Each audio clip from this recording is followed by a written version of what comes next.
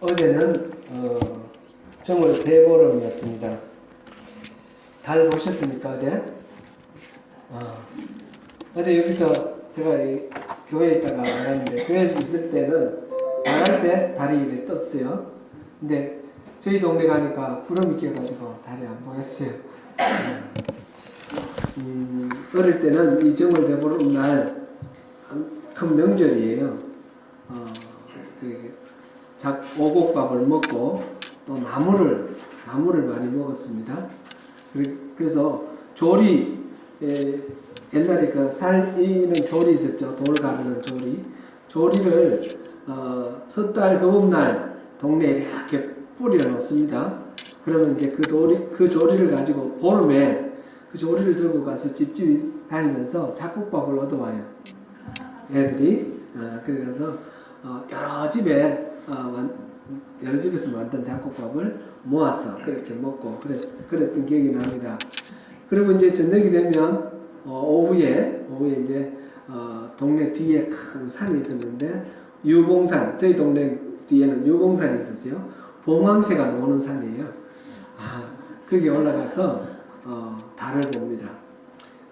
그 위에 산 꼭대기에 올라가서 달집을 만들어서 불을 피우고 달을 만드는데, 그러니까 겨울철에 바람이 많이 불고 그 모든 그 식물들이 말라 있을 때, 메마를 때, 이럴 때에 달불놀이를 하기 때문에 산불이 많이 나요. 그래서 저희 동네 뒷동산은, 그 유봉산은 해마다 불이 나, 보름날 불이 나가지고 늘 이렇게 새롭게 이렇게 불이 나고 나무들이 없었어요. 근데 이제 제가 이렇게 나중에 고향 가보니까 그 완전히 나무로 꽉 들어차 있더라고요. 그래서 지금은 동네에서 보니까 보름이라고 달 보러 가는 사람도 없고 그런 것 같아요. 그리고 또 석전이 있었어요. 석전. 돌싸움하는 게 돌로 우리 동네 바로 뒤에 산이 있기 때문에 우리가 먼저 올라가요. 먼저 올라가 돌을 모아서 이렇게 모았으면 또 딴 동네 애들이 올라옵니다. 올라오고 돌로 때리는 거예요. 그러다가 뭐 머리도 깨지고 다치기도 하고. 그 석전을 옛날부터 했는가 봐요. 그렇게 해가지고 올라오면 그 돌 던지는 그 사이를 뚫고 올라옵니다. 애들이 올라오면 그때부터 같이 올려서 달불놀이를 합니다.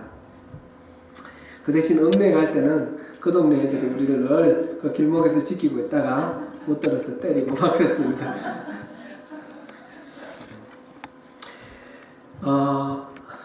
보름 요즘은 그런 추억도 없죠. 아무튼 겨울에는 야채도 많지 않고, 요즘은 그 온실 재배를 하기 때문에 많지만 옛날에는 야채도 많지 않고, 그러니까 말려서 갈무리해 놓은 그런 나물, 이거를 먹고, 또는 그때 막 양지 쪽에 새롭게 나오는 그런 나물을 먹음으로써 비타민 C를 비롯해서 여러 가지 부족한 영양분을 채우는 게 아마 이 풍습이 생긴 하나의 동기가 아니겠는가, 이런 생각도 듭니다. 어쨌든 보름을 맞이해서 오늘 또 우리 민집사님이 나물을 또 준비를 하셨어요. 나물 맛있게 드시고 명절 잘 보내시기 바랍니다. 제가 유튜브로 이렇게 간증을 듣고 말씀을 듣고 이렇게 하는 중에 배우 최수종 씨 간증을 좀 들었습니다. 최수종 씨가 고등학교 졸업하고 이럴 때에 아버지가 사업을 하시다가 망했나 봐요. 그래서 완전히 알거지가 됐고, 아버지가 그 충격으로 일찍 돌아가시고 어머니와 이렇게 노숙 생활을 했다고 합니다. 노숙자라는 말이 나오기 전에 노숙 생활을 했다 그랬습니다. 한 데서 잠을 자려고 이렇게 누워 있는데 어떤 사람이 신문지를 주면서 이거라도 덮으라고, 이거라도 덮으면 따뜻하다고 그러면서 신문지를 주더래요. 신문지를 이렇게 덮었는데, 덮으면서 눈을 이렇게 살짝 떠보니까 그 신문지를 준 사람은 자기보다 훨씬 더 못하더라는 거죠. 자기는 지금 그래도 따뜻한 잠바, 두툼한 잠바를 입고 와서 이렇게 누웠는데, 신문지를 준 사람은 그조차 없는 그런 아주 좀 초라한 행색의 그런 사람이었는데, 그래서 기도를 했다고 그럽니다. 하나님께. 하나님, 어떻게 해서 저 사람은 저보다 훨씬 더 추워 보이고 더 안 돼 보이는데 제게 따뜻하라고 신문지를 주는 그런 마음의 여유를 가졌습니까? 하나님, 저도 그렇게 여유를 갖기를 원합니다. 그렇게 기도를 했답니다. 그렇게 기도하고 잤는데 아침에 일어나서 이제 하나님에 대한 원망이 그전에 계속 있었어요. 그래서 길 가다가도 하나님을 막 원망하고 왜 우리 집 망하게 했냐고 그랬는데, 그날 아침에 일어나서 감사의 마음이 들더랍니다. 그래서 감사해야 되겠구나. 더 이상 원망해서는 안 되겠구나. 내가 이러고 있어서는 안 되겠다. 그래서 젊을 때니까 나이 20살 이 정도 된 것 같아요. 그러니까 그때부터 막노동을 하고 자기 어머니를 보니까 어머니 저렇게 바깥에서 주무시게 하면 안 되겠다 해서 막노동을 닥치는 대로 그렇게 일을 했다고 합니다. 용산구청은 자기가 지었대요. 실제로 자기가 지은 게 아니라 그때 벽돌을 날랐다는 거죠. 어떤 상황에 대해서, 똑같은 상황에 대해서 우리가 마음을 어떻게 먹느냐에 따라서 우리의 액션, 리액션, 반응이 달라질 수가 있다 하는 것을 생각해 보게 되었습니다. 요즘 우리 뉴질랜드에서도 그런데 신종 코로나 바이러스 때문에 이 마스크 사기가 참 어렵죠. 우리 조국 대한민국에서 들려오는 소식들을 보니까 하루에 800만 개를 생산해낸다고 그래요. 그런데 그 많은 수량을 만들어내는데 이 마스크를 구하기가 어렵다는 거죠. 매장에는 항상 텅텅 비어있고 나오면 금방 30분 만에 다 팔리고, 왜 이런 일이 일어나는가 하면 이 중간에 유통업자들이 조금 더 가격이 오를 때 이럴 때 좀 내놓으려고, 그리고 또 미세먼지도 많고 그러니까 손해 볼 일은 없다고 생각하고 좀 사재기를 하는가 봐요. 그래서 실제로 필요할 때에, 코로나 바이러스로 모두가 다 이 마스크가 필요한데 필요할 때에 그것을 구하기 어려운 그런 형편에 놓여 있다, 그런 뉴스를 봤습니다. 그저께 뉴스에는 마스크를 밀반출하려다가 단속을 하자 수만 개를 내버려 두고 달아났다는 그런 기사도 나와 있습니다.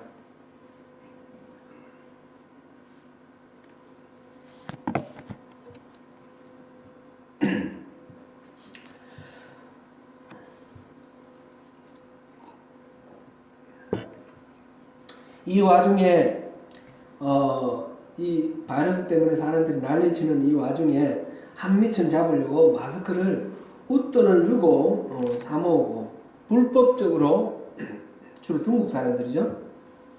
밀반출을 하려고 하다가 이제 밀반출을 단속하는 거예요.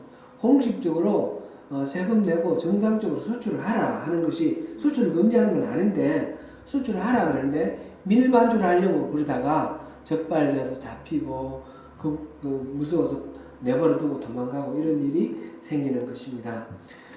어려운 중에서도 어떤 사람은 서로 도우려고 신문지 한 장이라도 나누는 사람이 있는가 하면 어려운 가운데 놓여있는 사람들을 이용해서 또 한미천 잡으려고 그렇게 또 하는 사람들도 있습니다.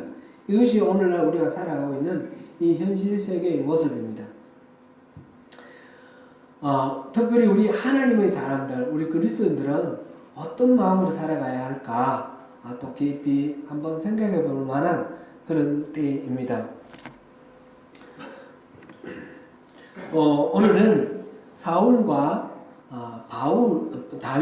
다윗이 일하는 걸 통해서 우리가 이 일에 대해서 제가 4번 하고 마치겠다 그랬는데 아무래도 좀 부족한 것 같아서 한 번 더 이 일에 대해서 그리스도인의 일과 영성에 대해서 사울과 다윗을 보면서 다시 한번 또 점검해 보려고 합니다. 성경에 나오는 이스라엘의 첫 번째 왕이 사울입니다. 사사기에서 보면 막 온 나라가 혼란 속에 빠져 있는데 그 사사기를 기록한 사람은 이 나라에 왕이 없으므로 저마다 자기 소견에 옳은 대로 행해서 이런 어려움이 있었다. 그런 아마 그런 뉘앙스로 그런 대목이 여러 군데 나오고 그래서 하나님이 이 사사기 시대에 왕이 필요한 것을 이렇게 이 사사기 저자가 강조한 것 같습니다. 룻기에는 어떤 이야기가 나옵니까? 룻기는 쭉 이어서 결과적으로 이 이스라엘의 왕이 될 다윗의 족보가 나오는 것입니다. 룻을 통해서 하나님이 왕을 어떻게 세우는가 그것을 이렇게 이야기하고 있습니다.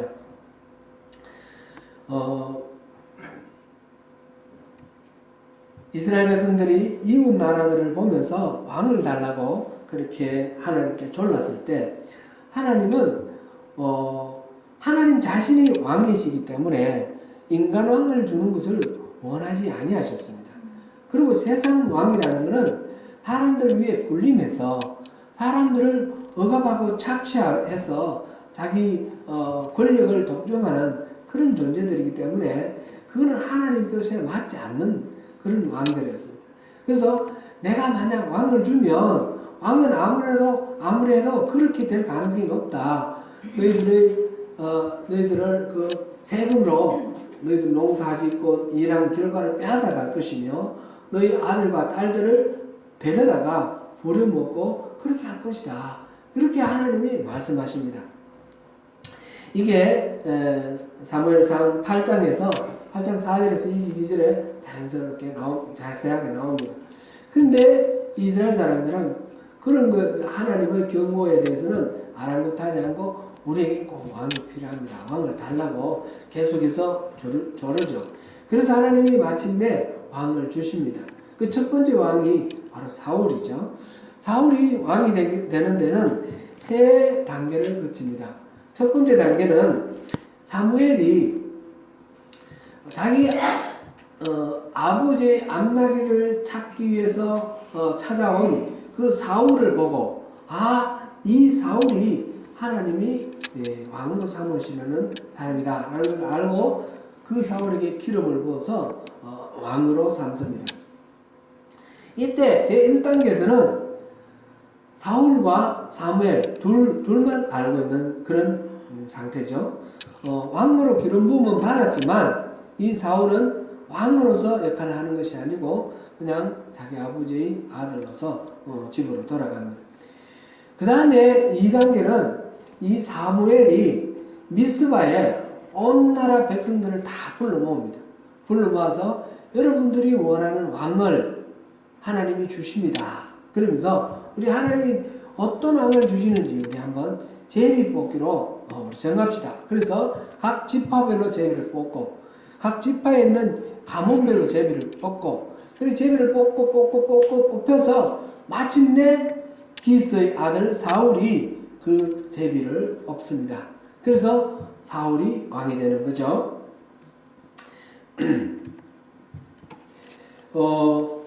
첫 번째 사울이 그 기름 부음 받았을 때 사무엘로부터 기름 부음 받았을 때 그때 돌아가는 길에 보니까 선지자들과 만나서 함께 이렇게 예언도 하고 하나님이 새 마음을 주셨다 그랬습니다. 사무엘이 처음 기름 부어 주셨을 때 사울에게 기름 부었을 때 그럴 때에 하나님이 사무엘을 통해서 기름 부으신 거죠. 그럴 때에 하나님이 사울에게 새 마음을 주셨다 하는 것이 성경에 기록되어 있고요. 이 두 번째로 이렇게 제비를 뽑아서 왕이 되었을 때 그럴 때 사울은 이 행구 가운데 그러니까 보따리들 가운데 숨어 있었다 그랬어요. 키는 다른 사람들보다 어깨보다 더 컸다 그랬으니까 뭐 키가 2m 정도 되지 않았을까요? 이 장대한 키에 얼굴도 잘생기고 이런데 근데 자기 자신이 뽑혔는데 그 사람들 앞에 나오기가 부끄러워서 숨어있는, 어떻게 보면 자존감이 좀 떨어지고 그런 사람 같아요. 어떻게 보면 좀 순진하고 겸손하다고 할 수도 있겠고요. 어쨌든 자기를 과시하고 자기를 잘난 체하고 이렇게 나서기를 좋아하는 그런 성품은 아니었어요. 그랬습니다. 세 번째는 이 두 번째 단계까지 갔을 때도 사람들은 모두 다 제비를 뽑은 이 사울을 왕으로 인정하지 않았고 많은 사람들이 그를 반대했습니다. 그래서 이 사울은 자기 집으로 돌아가서 농사를 짓습니다. 농사를 짓고 있는데 암몬 사람 나하스 왕이 이 이스라엘을 침공해 들어왔습니다. 암몬은 그 이스라엘 동쪽이죠. 동쪽. 거기서 침공해 들어오면 바로 붙어 있는 데가 길랏 지방입니다. 그 길랏 야베스 사람들이 이 암몬 사람들의 공격에 스스로 방어할 수가 없어서 항복하겠다 그러는데 항복을 받아주지 않습니다. 그래서 12지파에 급히 구원을 요청합니다. 사울에게 그 구원의 요청이 들어왔습니다. 사울은 이때 하나님의 영이 감동시켰다 그랬습니다. 하나님의 영으로부터 감동을 받고 노가 격하여서 화가 나서 자기가 농사 짓고 밭을 갈고 소를 끌고 들어오다가 그 소를 듣고 소를 12도막으로 잘라서 12지파에게 보냅니다. 우리 동포 길랏 야베스 사람들을 구원하자. 여기 모두들 오라 해서 12지파들이 그때 모여서 함께 이 암몬과 싸움을 합니다. 그래서 암몬을 물리치고 이스라엘을 보호를 하죠. 이때에 이 사울은 말하자면 민족의 리더로서 정치적 리더십을 보여줄 것이 되었고, 그래서 모두가 다 한마음 한뜻이 되어서 실질적으로 미스바에서 선출된 이 사울을 왕으로 인정을 합니다. 그래서 왕으로 즉위를 하게 되는데, 이때에 사람들이 그 이전에 미스바에서 왕으로 선출되었을 때에 왕을 인정할 수 없다라고 말했던, 사울을 비하하고 공격을 했던 그 사람들을 이참에 죽여버리자, 그렇게 말을 합니다. 그랬을 때 하나님이 우리를 구원해 주셨는데 이 기쁜 날 우리끼리 서로 싸우고 죽이면 안 된다. 그래서 죽이자는 의견을 이제 받아들이지 않습니다. 이때까지 보면 사울은 왕이 왜 자기를 왕으로 세웠는지 압니다. 왕은 다른 나라, 이웃 나라의 왕들처럼 군림하면서 자기 권력을 부리는, 그러기 위해서 백성들을 착취하고 부려먹는 그런 존재가 아니라 이스라엘을 보호하기 위해서 하나님을 대리해서 이스라엘을 다스리고 지키고 보호하는 그런 역할이 바로 이스라엘 왕입니다. 이거는 두고 사무엘상하, 열왕기상하 계속해서 이스라엘 왕들이 평가를 받을 때에 그 기준이 되는 그런 것입니다. 사울은 이때까지 바르게 하나님의 마음을 품었다, 이렇게 볼 수가 있겠죠.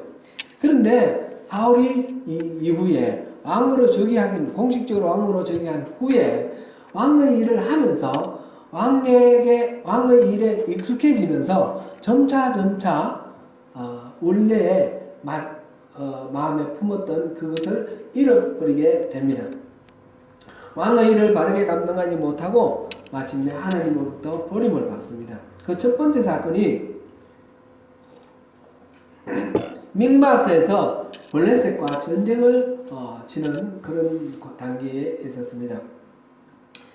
이 전쟁을 할 때 사무엘이 떠나면서 7일 후에 올 테니까 기다리라 그랬는데, 적은 가까이 다가오고 있고, 이 적을 바라보고 군사들이 겁이 나서 도망을 갑니다.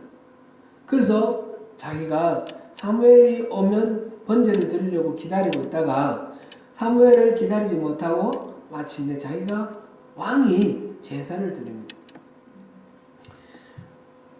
이 일로 인해서 하나님께서 사무엘을 통해서 버리겠다는 그런 말씀을 하십니다.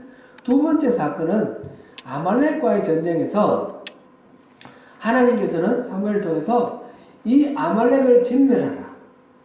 그 아이로부터 가축 모두 다 절대로 남기지 말고 다 죽이라. 그렇게 말씀을 하셨습니다. 그랬는데 이 사울이 전쟁에서 이겼습니다. 아각 왕을 포로로 잡았고, 그리고 이 살찐 소와 살찐 염소 이런 것들을 다 죽이지 않고 진멸하라고 하시는 하나님의 말씀대로 따르지 않고 따로 이렇게 남겨뒀습니다. 사무엘이 오니까 하나님 말씀하신 대로 그 명령대로 다 지켰습니다. 이렇게 보고합니다. 저 소가 우는 소리, 염소가 우는 소리는 뭡니까? 그랬더니 제사 지내려고, 제물로 쓰려고 좋은 것은 살려놨습니다. 그렇게 이야기를 하죠. 이때 사울은 사실상 백성들의 그 환심을 사고 백성들의 마음을 얻기 위해서 하나님의 명령을 어긴 것입니다.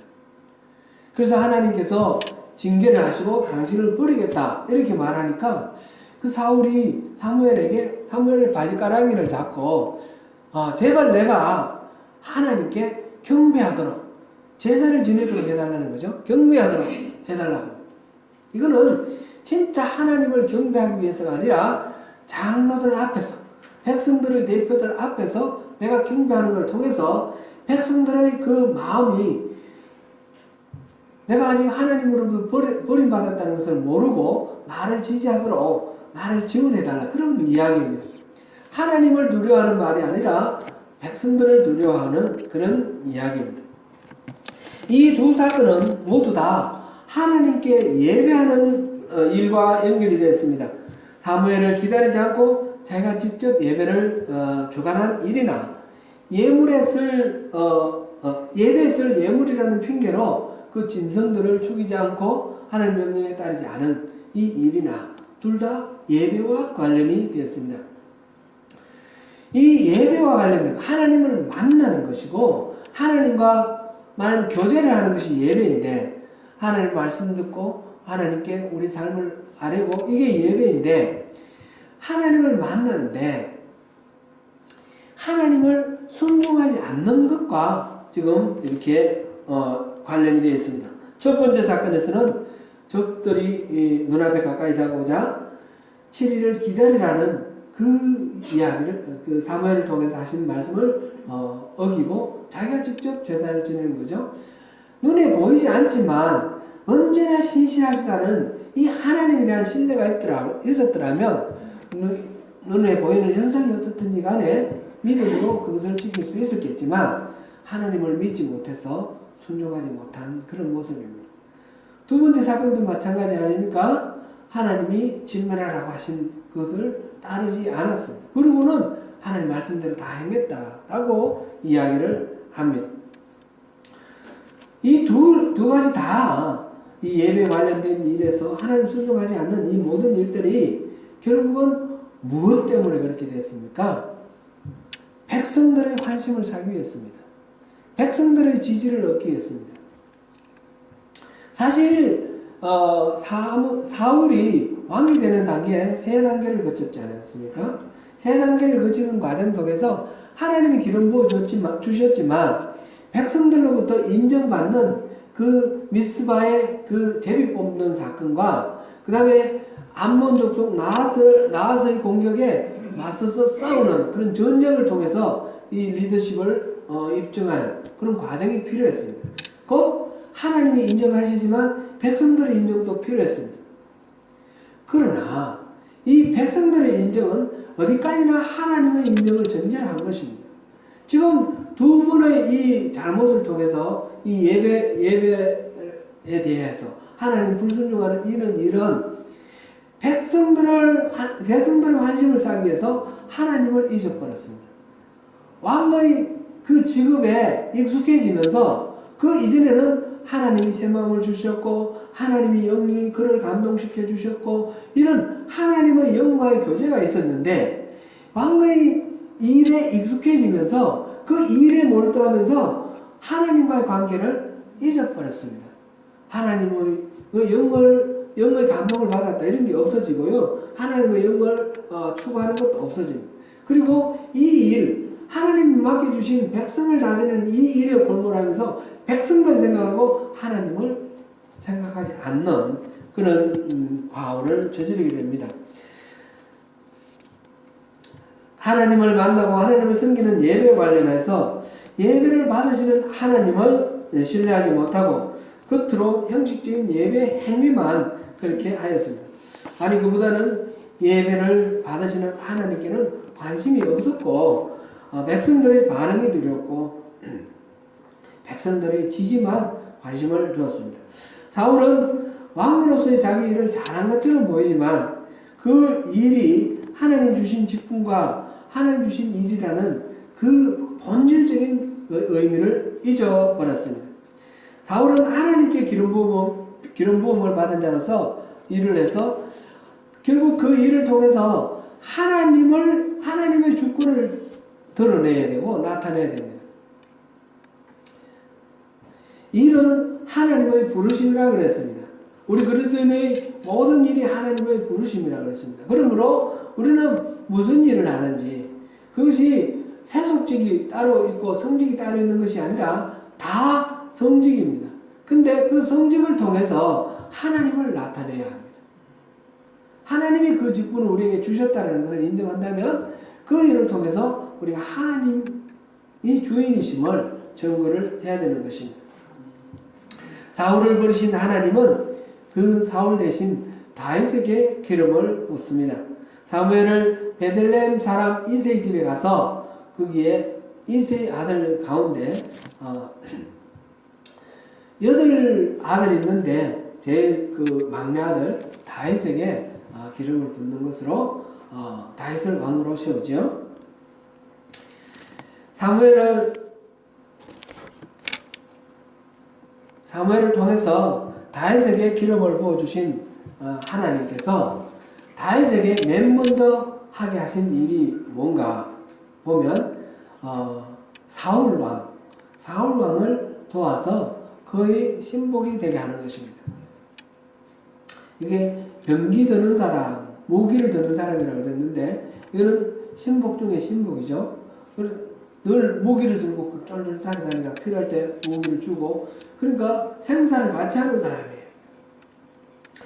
다윗이 그렇게 사울을 가까이서 섬기면서 특별히 이때는 사울이 하나님을 잊어버렸습니다. 하나님으로부터 버림을 받았습니다. 하나님의 영이 떠나갔으니까 그 자리에 악한 영이 들어왔습니다. 악한 영이 들어와서 말하자면 정신병자가 됐습니다. 사울이 이상한 행동을 합니다. 그럴 때에 이 악령으로 인하여 괴로워하고 고통하는 사울을 위해서 이 다윗이 피리를 불어줍니다. 그랬을 때 다윗은 이 수금을 탄다고 했어요. 피리를 불어주는 게 아니군요. 하프, 수금 손으로 치는 수금 이거를 현악기 이거를 치면 오늘날에 이제 말하자면 음악 치료법이죠. 뮤직 테라피 이걸 통해서 이제 이 악령이 나가고 이 사울이 정상으로 돌아오는 거죠. 그렇게 가까이서 신복으로 일하는 그것이 다윗이 처음으로 한 일입니다. 하나님의 그 창조 질서대로 혼란에 빠진 이 사울의 그 정신세계를 하나님의 음악을 연주해 주면서 정상으로 회복하고 카이오스를 코스모스로 바꾸는 그 일을 했습니다.